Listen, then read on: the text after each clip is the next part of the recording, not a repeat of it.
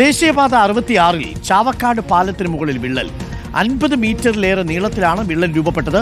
വിള്ളലുണ്ടായ സ്ഥലത്ത് താൽക്കാലികമായി സിമന്റ് ഉപയോഗിച്ച് അടച്ചു. ജെയ്സൺ ചാമളപ്പിലുണ്ട്. ജെയ്സൺ, ദേശീയപാതയിലെ വിള്ളലുകളുടെ വാർത്ത തുടരുകയാണല്ലോ. ഇതിപ്പോൾ എപ്പോഴാണ് വിള്ളൽ പ്രത്യക്ഷപ്പെട്ടത്? വിള്ളൽ പ്രത്യക്ഷപ്പെട്ട ഉടൻ തന്നെ സിമന്റ് വെച്ച് അടച്ചോ? സിമന്റ് വെച്ച് അടച്ചാൽ തീരാവുന്ന പ്രശ്നമേ ഉള്ളോ ജെയ്സൺ? അരുൺകുമാർ, ഇന്നലെ രാത്രിയാണ് വിള്ളൽ പ്രത്യക്ഷപ്പെട്ടത്.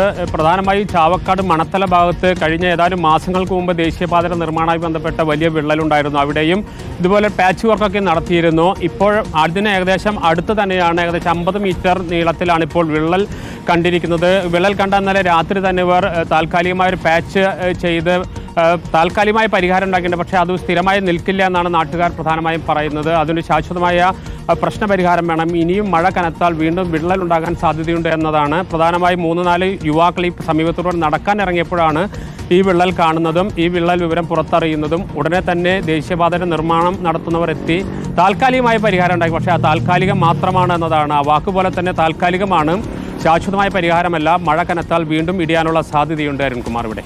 ഓക്കെ, ജെയ്സൺ ചാവളപ്പിലാണ് വിവരങ്ങൾ നൽകിയത്. ചാവക്കാട് പാലത്തിന് മുകളിലുള്ള ദേശീയപാത 66-ന്റെ നിർമ്മാണത്തിനിടയിലാണ് 50 മീറ്റർ നീളത്തിൽ വിള്ളൽ കണ്ടെത്തിയിരിക്കുന്നത്. വിള്ളൽ അതുപോലെ സിമന്റ് വെച്ചടിച്ചു, അതുപോലെ പ്രശ്നം തീർന്നല്ലോ.